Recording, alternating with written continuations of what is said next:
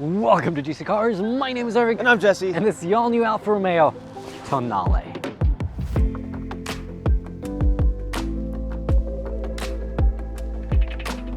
Alright, our first Alfa Romeo. First Italian car. Yeah. Not a Ferrari. Not quite, quite, but we'll get there. Yeah, like and subscribe so you can drive Ferraris and Lamborghinis and all that fun stuff. But today, it's the venerable Alfa Romeo. Yes. Tonale Veloce, so you can get this as a plug-in hybrid.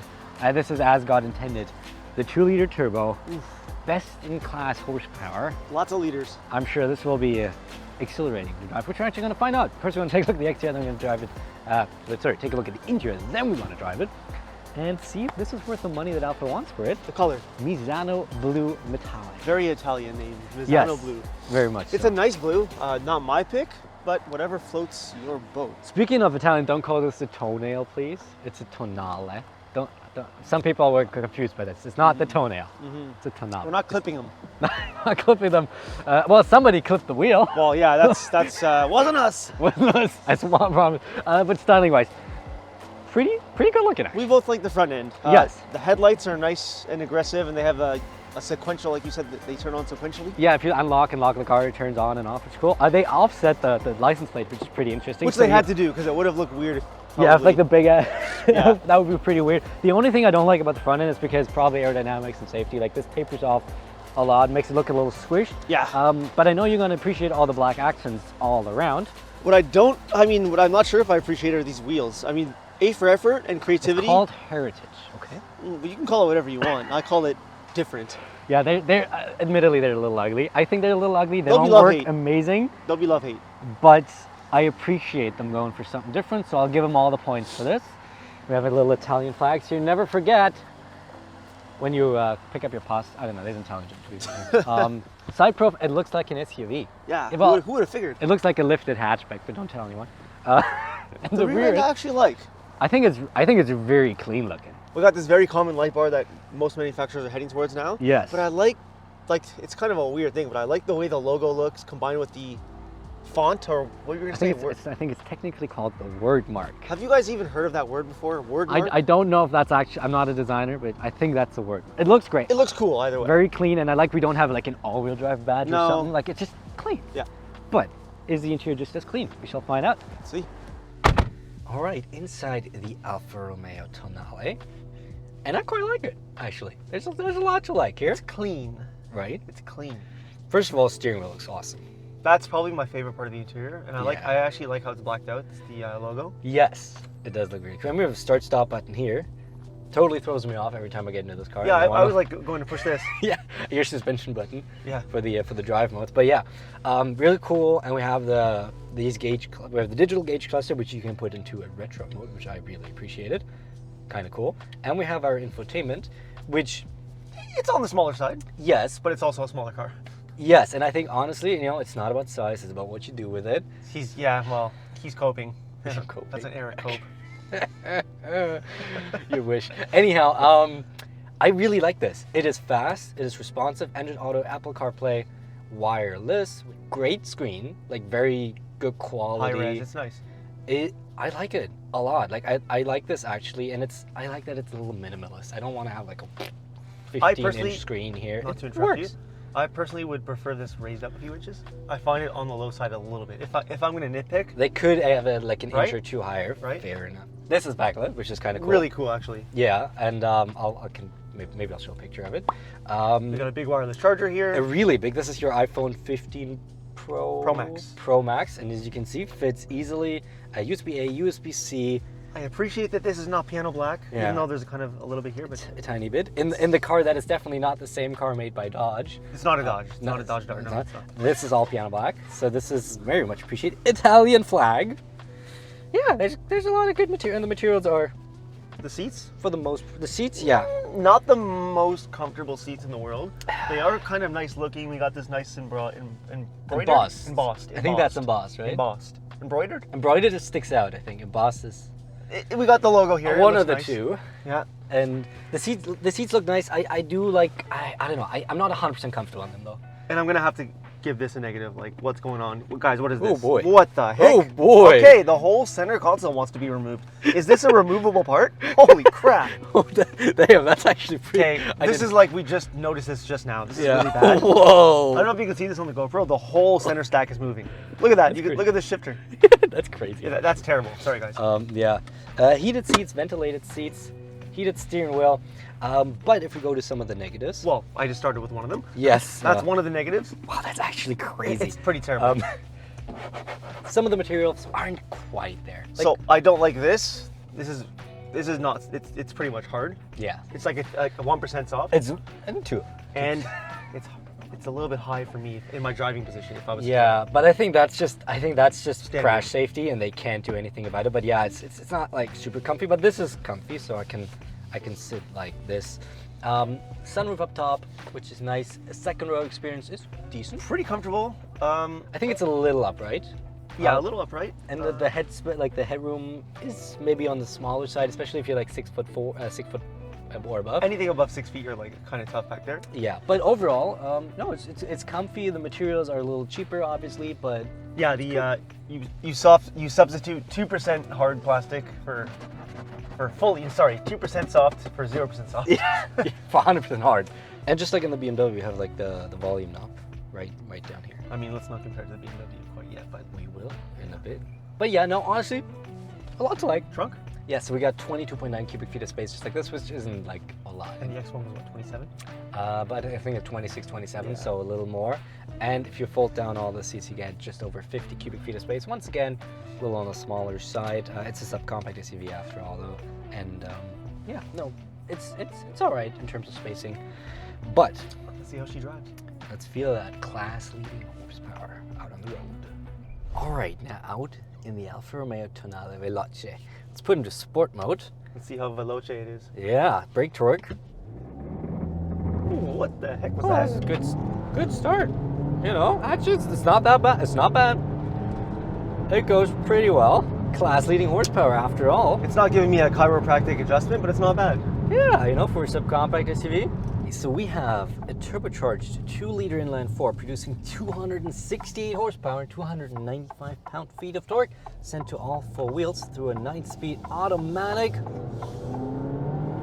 the torque steer there. And, you know, yeah, it goes, but let me go back in neutral. Like, it's not gonna blow your socks off. No.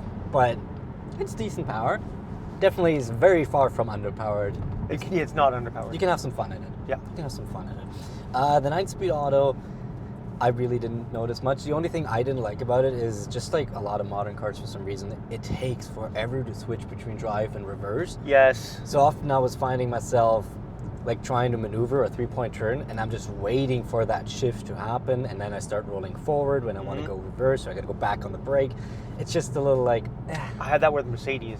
Yeah, Mercedes is still the worst for that. Seriously.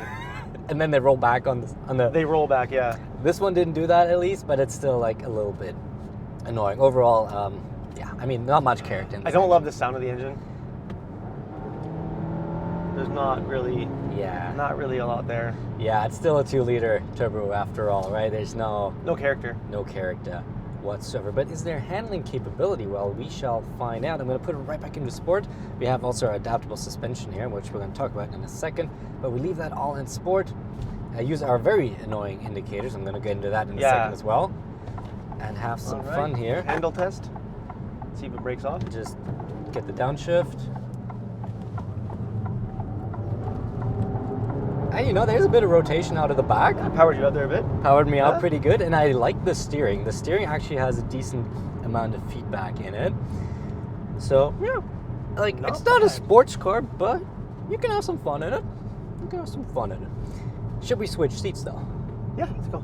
I want to briefly touch upon the very annoying indicators that I was talking about. They're loud. First of all, they're loud. I don't mind the sound too much, but the problem I have is just like Mini. They have this weirdness about them. No, I use the actual indicator. Oh. You have fun figuring. Oh, you figured out. Yeah. Lucky. So instead of, you know, like, an indicator stock, which moves down and up, and then you just move it back. Oh yeah. It always returns to the regular position. So you indicate left, you put it down, it goes back up. And then to unindicate, It's a bit of a mind F. yeah, to stop indicating, you got to push these halfway in the opposite direction. That's more logical than Minis halfway in the same direction. But it's like, if it ain't broke, don't fix it. Just give me normal indicators, because this way, sometimes I hit it halfway, but mean to fit it fully, but I don't know because it returns back. So then I'm halfway through the lane and not indicating. It's just stupid. It's like you tried to be unique on the rims. You don't need to be unique on the lane change as well. Exactly, right? But yeah, let's talk a little bit about suspension, because I briefly touched upon that. It's a little bit on the firm side. Yes, even in comfort or normal mode, yeah. I guess. It is a little firmer. You definitely feel you feel all the bumps. It's not like uncomfortable per se. It's just not as isolated as some other cars maybe for 55K would be. I am quite surprised by how much stiffer the suspension can get. Yeah, it's like sports car stiff. Yeah, like I'm just gonna put it back, and so this is the sport suspension. Of course, there's not many bumps here right now. But it's super, super firm. It's definitely probably one of the firmest suspensions we've had, like overall, which is kind of like cool. Like I didn't expect a subcompact to be this adaptable in terms of its don't know how much I'd suspension. use it. Yeah, like I probably wouldn't, because it's still not as fun to drive to really justify having it. But hey, am I gonna? I mean, it goes. You know, am I gonna say no to like options? Exactly. I'm not, but I'm gonna put you back. I did notice a little bit of a jerk there, letting off the throttle. Yeah, I think that's that sport mode tuning, I assume. But and I will say, on another note, yeah. I don't mind the brakes. They're pretty progressive. There is a little bit at the end, a little bit of a stiffening up where it gives you a little more than you expect, but it's not bad. Yeah, the brakes are nice. The throttle is a little touchy. Especially in that first 10-20% if you want to go smooth. Like if you want to start from a stop somewhat urgently. Not like fast, not slow, but like somewhat urgent. It's hard to find that spot. The brakes, I like them. And noise levels, I think, are pretty good. Pretty good overall. It's a fairly quiet cabin. Which leaves us with tech. We got... No memory seats, first of all. Yeah, no memory seats, which is no heads-up display. Come on. Yeah, come on, guys. Like, we should have a head-up display at this. Heads-up? What is it actually? Is it heads-up display or head-up display? I think it's a heads-up display. I think so too, but every time I think I read head-up. HUD. Whatever. Just say HUD. A HUD. We can have a HUD. Please give us one. Yes. That would be nice. As much as I like the digital gauge cluster and all that, it's still nice to not have to look down and away from the road. But in terms of driving assist, blind spot monitoring, emergency braking, adaptive cruise control, active lane centering we have, but lane centering is tied to cruise control. So you can't do either or, which I always find a little bit annoying. Yeah. But at least often in cars there's the issue that you have to wiggle the wheel because it doesn't recognize you touching the wheel. This one's really good. You just really have to have a slight grasp on it and it'll know, okay, you're there. Right. So this can actually assist you driving more than some other systems. Which leaves us with the price. So this top spec Alfa Romeo Tonale Veloce, which you can, I think, inspect like $300 more in options to get you automatic parking, but who needs that? No. Is coming in at $55,435 Canadian, which is up there. Which I got a problem with that. Go on, elaborate. I mean, if we're going to talk about competitors, another car that we drove, the X1 was fantastic. God, it was great. Such a good car. If you're going to compare them directly, I think the interior was a step above. Yep. I think the engine had more character. Yep. It's not faster. No, it's not faster. But it just is more fun to drive. Yeah. Even that turbo blow-off valve. Yeah. And the suspension, it felt all a little bit more well put together in terms of driving performance and refinement. The tech was a little better in it. Admittedly, yes, as spec, it was about $1,500 more. And we didn't have like adaptive cruise control, which would be another couple of grand. You have to decide, do you need that? Right. Personally, I would rather spend $1,500 more, don't have adaptive cruise control, but have the X1. I agree. Than this, and which is where I'm like, don't get me wrong, I like this. I think there's a lot to like about this Alfa Romeo Tonale, and people react to it strongly too. Like if you like, you don't see Alphas a lot, right? Exactly. It's kind of exotic in a way. Like I've talked to people and it's like, oh yeah, I drive an Alfa Romeo today, and they were like, ooh, I want to see it. And it's like, it's like intriguing. It's intriguing. Definitely I would pick this over the Volvo, which is 5K more. 100%. 100% I'd pick this over. It's a good car. Or do you want to get the same car for the same price Dodge Dart! as a Dodge? No, Hornet. The Dodge Hornet, sorry. But yeah, like, I haven't driven the Hornet. I don't think I would take the Hornet over this stuff, because why pay the same and then have a Dodge badge? Yeah, I know. Like, Dodge badge is great for everything that has a V8 and high horsepower. This doesn't have a V8 and, well, it has good in-class horsepower. But People shopping for an Alpha are not cross-shopping a Dodge. yeah, They're just I not, think so. in my opinion. Yeah. So yeah, no, good car. Just A little bit pricey. a little But bit it's pricey. the Italian price tag, right? Yes, it's the Italian price tag. So there you go. It's not quite a Ferrari, but it's exotic. Ooh, a little slow there. There you go. Thank you for watching this video on JC Cars. Pure testosterone! Oh! What the is this piece of shit? If you guys like the video, don't forget to hit the bell and subscribe. Should I just drive into a tree now, or? And we'll see you next Friday at 8:15 a.m. Eastern for a whole lot more fun. Bye-bye.